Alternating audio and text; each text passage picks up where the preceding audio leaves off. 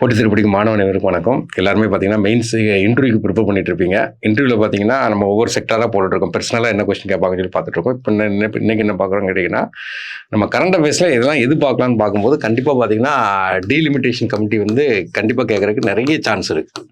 ஏன்னா இதில் தமிழ்நாடு வந்து பாதிக்கப்படுது. அதனால் கண்டிப்பாக கொஸ்டின் கேட்குறதுக்கு வாய்ப்பு நிறைய இருக்குது. அப்போ வந்து டீலிமிட்டேஷன் கமிட்டினா என்ன அப்படின்னு சொல்லி கேட்கலாம்.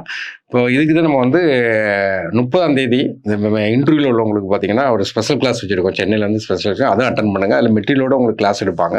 இப்போ டீலிமிட்டேஷன் கமிட்டினா என்ன கேட்டிங்கன்னா, சென்சஸ் முடிஞ்சோடனே தொகுதியை வந்து மறுவரையறை செய்யணும்.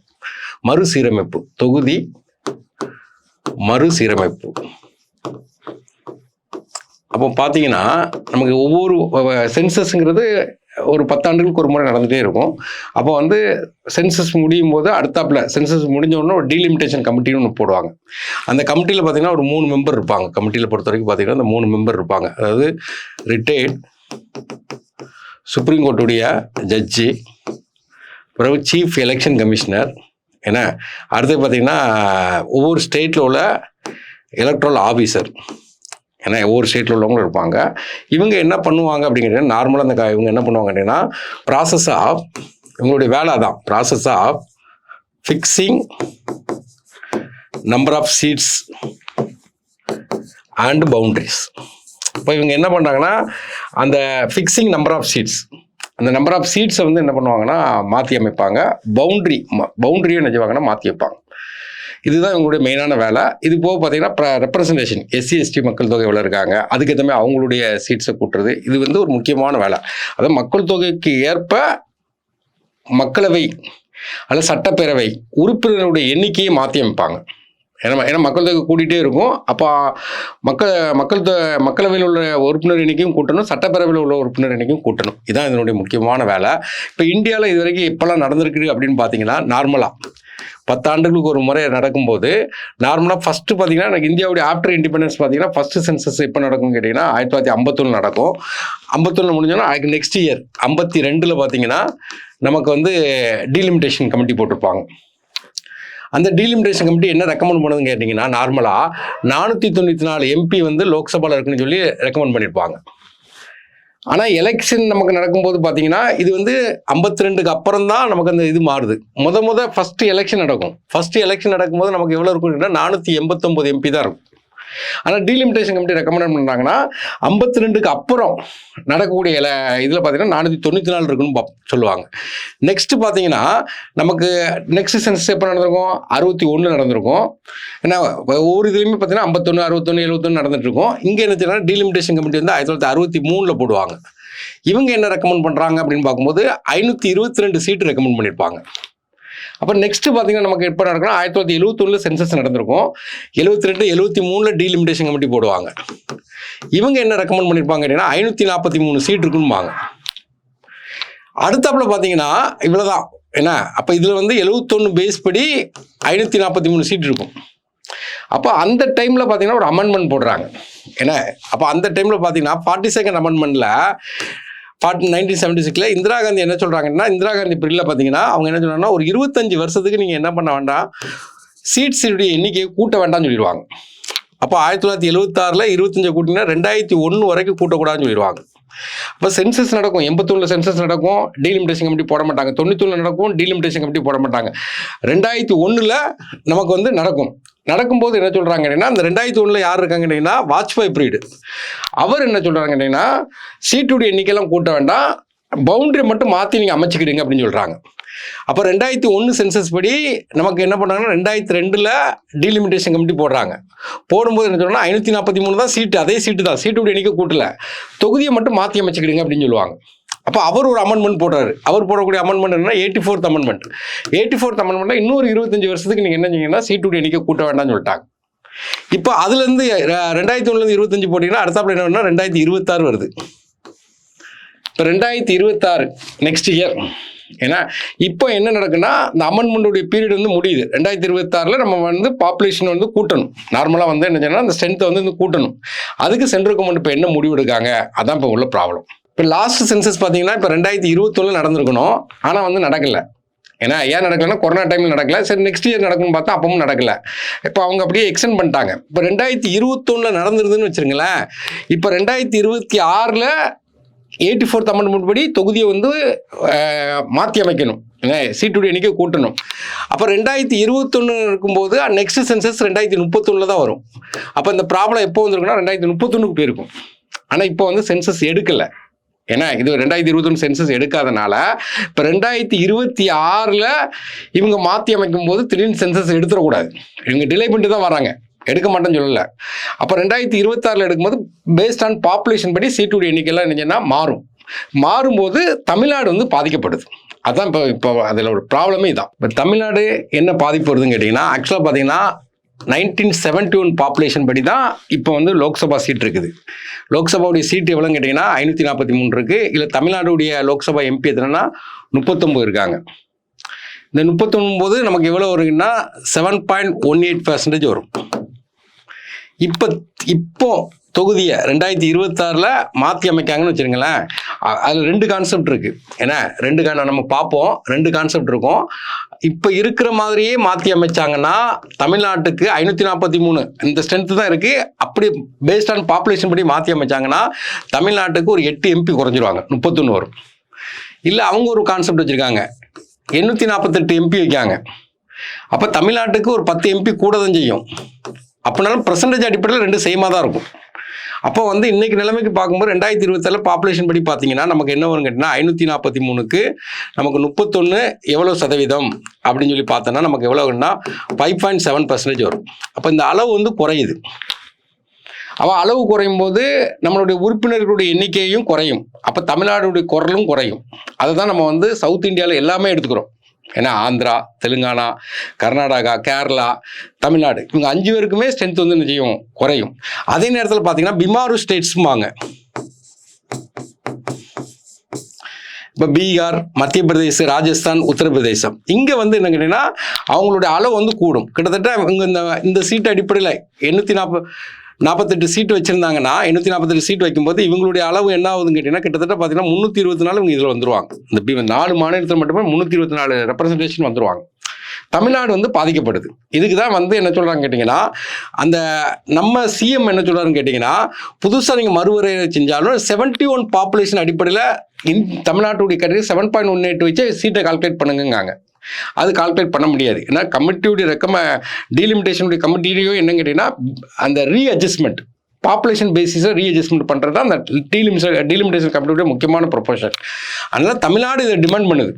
ஏன்னா அப்போ தமிழ்நாடுடைய குரல் ஒழிக்கிறது தான் இன்றைக்கும் பார்லிமெண்ட்டில் பார்த்தீங்கன்னா நிறைய நம்ம எம்பி எல்லாருமே என்ன செய்கிறாங்கன்னா எய்த்து ஒரு குரல் கொடுத்துருக்காங்க. நம்ம 39 எம்பி வச்சுருக்காங்க இவங்க.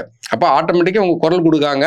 ஆனால் அவங்க வந்து என்ன சொல்கிறாங்கன்னா ஹோம் மினிஸ்டர் என்ன சொல்கிறாங்கன்னா கண்டிப்பாக தமிழ்நாடுடைய இது பாதிக்காதுன்னு சொல்கிறாங்க. ஆனால் வட இந்திய மாநிலத்தில் கூட்ட மாட்டேன்னு சொல்கிறாங்க. அப்போ இது ஒரு சிச்சுவேஷன் போயிட்டு இருக்கு. இதுதான் இப்போ உள்ள மெயினான ப்ராப்ளம். இப்போ நம்ம என்ன பண்ணுறாங்கன்னா இது சம்மந்தமாக நம்ம எப்போவுமே ஒரு இன்டர்வியூவில் பேசும்போது பார்த்தீங்கன்னா டெக்னிக்கல் ஆஸ்பெக்டில் பார்க்கணும்.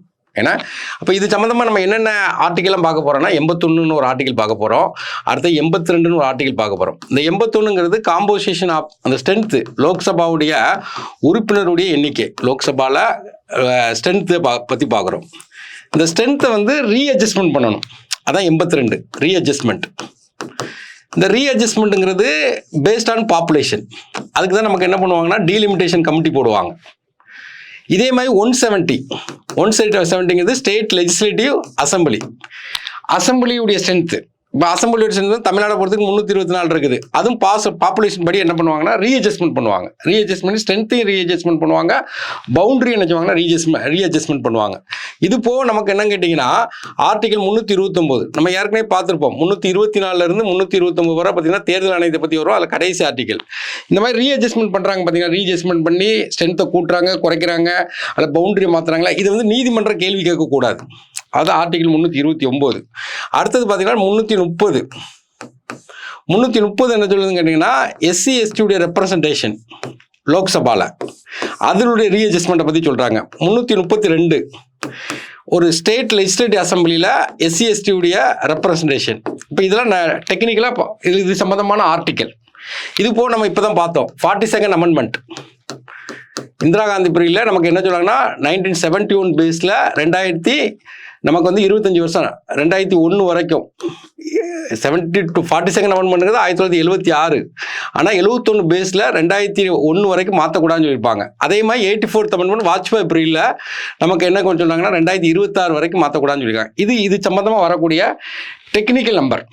ஏன்னா இப்போ வேற என்ன பாதிப்பு இருக்கு அப்படின்னு பார்க்கும்போது மெயினாக பார்க்கும்போது டிஎஃப்ஆர் தான். இப்போ டிஎஃப்ஆர்னு பார்க்கும்போது டோட்டல் ஃபெர்டிலிட்டி ரேட் இது வந்து 1971 பேஸில் பார்க்கும்போது நமக்கு எவ்வளோ இருந்தது அப்படிங்கன்னா 5.5 இருந்தது. சராசரியாக ஒரு குடும்பத்தில் 5 குழந்தைகள் மேலே பிறந்துட்டு இருந்தாங்க. இப்போ 2011 சென்சஸ் படி இப்போ 2011 பார்த்தீங்கன்னா நமக்கு எவ்வளோ இருக்குன்னா 2.54 இருக்குது. அப்போ சராசரியாக 2011 சென்சஸில் ஒரு வீட்டில் வந்து ஒரு 3க்கு 2க்கு நடுவில் பார்த்தீங்கன்னா 2.54 ஃபெர்டிலிட்டி ரேட் இருக்குது. இப்போ 2019-20 பார்த்தாங்க 2.1 இருக்குது சராசரி ரேட்டு இந்தியாவில். அதே அந்த டைமில் தமிழ்நாட்டில் பார்க்கும்போது 1.7 to 1.8 ஆகிட்டு. அப்போ ப்ரெசன்டேஷன் வந்து ஏதாவது டோட்டல் ஃபெர்டிலிட்டி ரேட்டு வந்து குறைஞ்சிட்டு.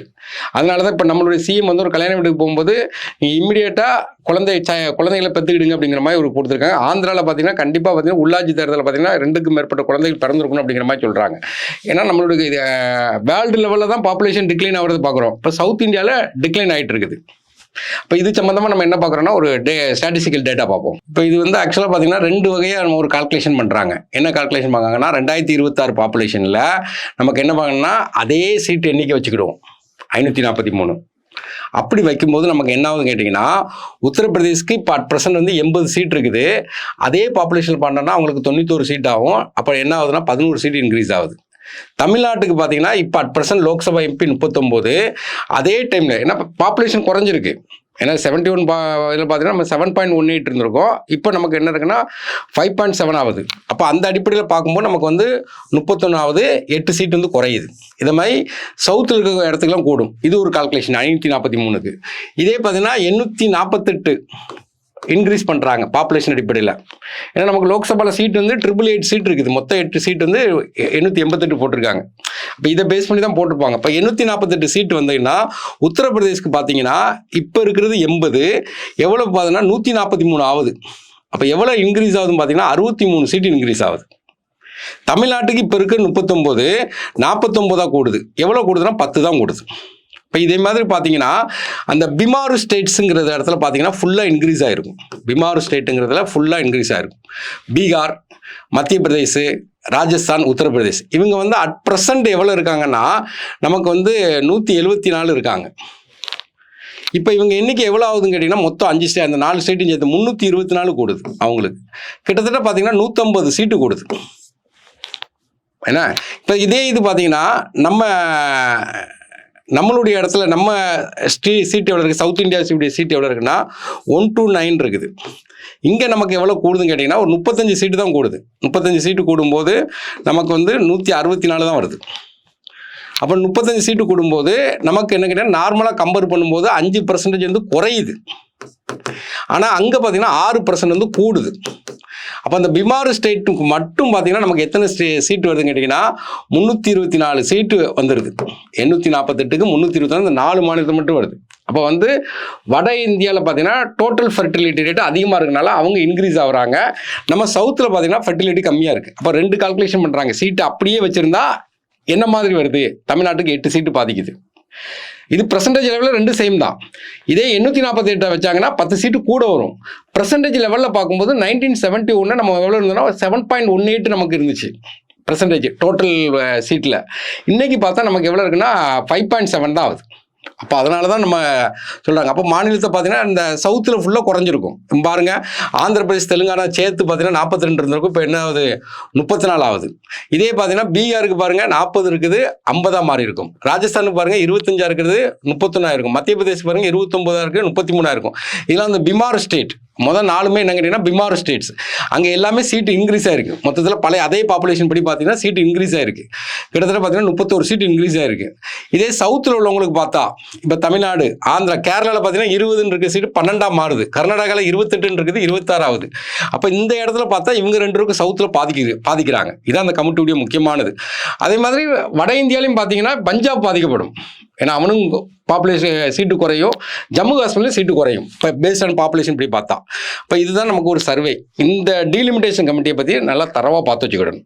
இது போக நம்ம என்ன பார்க்கணும் அப்படின்னு கேட்டிங்கன்னா, என்ன பார்க்கணும்னா பட்ஜெட் பார்த்து வச்சுக்கிறோம், அக்ரி பட்ஜெட் பார்த்துக்கிறோம், எக்கனாமிக் சர்வே பார்த்துக்கிறோம். ஏன்னா இது ஃபுல்லாக இது போக கரண்ட் அஃபேர்ஸில் என்னெல்லாம் முக்கியமானது வருது. அது போக பார்த்தீங்கன்னா இந்த யூடியூப்பில் பார்த்தீங்கன்னா ஜெயரஞ்சன் சாருடைய ஆடியோ வீடியோ இருக்கும், அதையும் நீங்கள் பார்த்தீங்கன்னா கொஞ்சம் யூஸ்ஃபுல்லாக இருக்கும். அப்போ வந்து இன்டர்வியூவில் பார்த்தீங்கன்னா ரொம்ப முக்கியம் என்ன கேட்டிங்கன்னா மார்க் இன்டர்வியூ அட்டன் பண்ணணும். அதான் ரொம்ப ரொம்ப முக்கியம். நம்ம நல்லா படிச்சுக்கிடணும். மார்க் இன்டர்வியூ அட்டன் பண்ணுறது ரொம்ப இம்பார்ட்டன்ட். அப்போ மார்க் இன்டர்வியூ பார்த்தீங்கன்னா இப்போ சனி ஞாயிறு பார்த்தீங்கன்னா சென்னையில் பார்த்தீங்கன்னா ஃபுல் பிளெஜில் நடந்துட்டு இருக்குது. நீங்கள் எல்லாருமே வந்து அட்டன் பண்ணுங்கள், கண்டிப்பாக அட்டன் பண்ணணும். இந்த mark interview mark interview attend பண்ணும்போது ஐ கான்டாக்ட் ரொம்ப ரொம்ப இம்பார்ட்டன்ட். ஒரு கொஸ்டின் வந்து லென்த்தியை நீங்கள் ஆன்சர் சொல்கிறீங்கன்னா ஆப்பனோரில் 4 மெம்பர் இருக்காங்கன்னா 4 மெம்பரையும் பார்த்து ஐ கான்டாக்டில் 4 வரையும் பார்த்து ஆன்சர் சொல்லிட்டு இருக்கணும். அந்த 4 பேரையும் நீங்கள் ஐ கான்டாக்டில் பார்த்து ஆன்சர் சொல்லிட்டு இருந்தீங்கன்னா அந்த 4 பேரும் உங்களையும் அட்டென்ஷன் பண்ணி நீங்கள் சொல்கிறத கேட்டுகிட்டே இருப்பாங்க. சப்போஸ் ஒரு ஆளை பார்த்தா நீங்கள் ஆன்சர் சொல்கிறீங்கன்னா மிச்சம் 3 பேர் உங்கள்கிட்ட என்ன கொஸ்டின் கேட்கலாம்னு யோசிச்சுட்டு இருப்பாங்க. அப்போ நம்ம பேசுகிறத வச்சு கொஸ்டின் கேட்டுட்டு இருப்பாங்க. நம்ம 4 பேரையும் பார்த்து ஆன்சர் சொல்லும்போது அவங்க என்ன கொஸ்டின் கேட்கணும் எதுக்கு யோசிச்சுட்டு இருக்க மாட்டாங்க. நமக்கு இப்போ நம்ம சொல்லக்கூடிய ஆன்சர் தான் அவங்க யோசிச்சுட்டு இருப்பாங்க. அப்போ வந்து ஐ கான்டாக்ட்டுங்கிறது போர்டுக்கு ரெஸ்பான்ஸ் கொடுக்கணும். போர்டுக்குன்னா 4 பேரும் சேர்ந்தது தான் போர்டு. அப்போ 4 பேரையும் பார்க்கும்போது நம்ம என்ன சொல்கிறோமோ அதை லிசன் பண்ணிட்டு இருப்பாங்க. நம்ம ஒரு ஆளை பார்த்து சொல்லும்போது என்ன ஆகும் கேட்டிங்கன்னா மிச்சம் 3 பேரும் பார்த்தீங்கன்னா இவங்க என்ன கொஸ்டின் கேட்கலாம்னு சொல்லி யோசிச்சுட்டு இருப்பாங்க. அப்போ நமக்கு அது ஒரு மைனஸாக கூட போகிறது இருக்குது. இந்த மாதிரி நிறைய டெக்னிக் வந்து உங்களுக்கு மார்க் இன்டர்வியூல சொல்லிக் கொடுப்பாங்க. அட்டன் பண்ணுங்க, கண்டிப்பாக உங்களுக்கு யூஸ்ஃபுல்லாக இருக்கும். தேங்க்யூ. சுரேஷ் IAS அகாடமி, வெற்றியின் முகவரி.